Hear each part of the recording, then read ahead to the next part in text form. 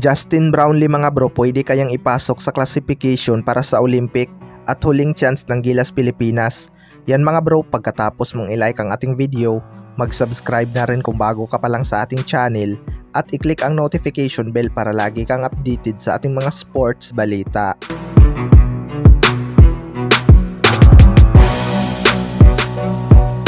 So kahit walang panalo ang Gilas Pilipinas sa kanilang naging first round mga bro, nabuhayan pa rin itong mga Gilas fans na makapasok tayo sa Olympic dahil may isa o huling chance pa nga para makakuha tayo ng ticket sa Olympic.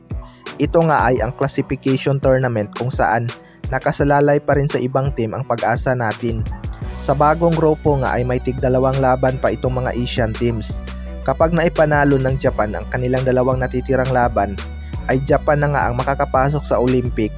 Pero kapag natalo naman sila kahit isa, posible ngang may magkatabla-tabla at mapupunta na naman sila sa point system.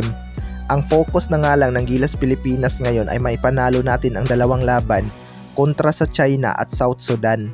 Sana dito magkaroon na ng adjustment sa ating national team para maipanalo ang dalawang laban na ito. Malakas na team din sa Africa itong South Sudan mga bro, at alam din naman natin kung gaano kalakas itong China. Pero kung pagbabasihan natin ang first round, tayo lang ang hindi natatambakan ng 15 points pataas. Sa kabilang banda naman mga bro, Justin Brownlee pwede pa nga bang ipasok sa classification tournament? Matapos nga ang first round ngayong FIBA World Cup, may chance pa nga para sa mga Asian team na hindi pumasok sa second round. May mga ayaw na nga kay Jordan Clarkson mga bro, at baka masayang daw itong huling pag-asa ng Gilas Pilipinas na makakuha ng ticket sa Olympic. Kaya mas gusto nila na si Justin Brownlee ang ipasok bilang naturalized player. Alam naman natin kung gaano kalaki ang puso nitong si Justin Brownlee na maglaro para sa ating national team na Gilas Pilipinas. Iba nga ang nadadala nitong si Justin Brownlee sa laban. Hindi man siya yung pang NBA caliber pero swak na ito sa Pinoy system. Kahit dribble drive yung sistema ni Coach Chot Reyes, kaya nga ni Justin Brownlee ibahin yan. Hindi nga ito yung tipo ng import na hingi ng bola mga bro. Alam niya nga kung ano ang posisyon niya at kung ano ang kanyang mga dapat gawin.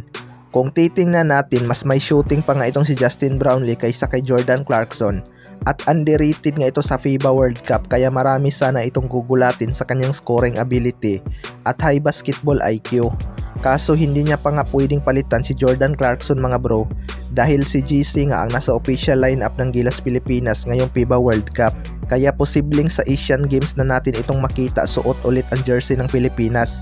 Todo suporta naman ito sa mga naging laban ng Gilas Pilipinas at nanonood nga ito ng live mga bro.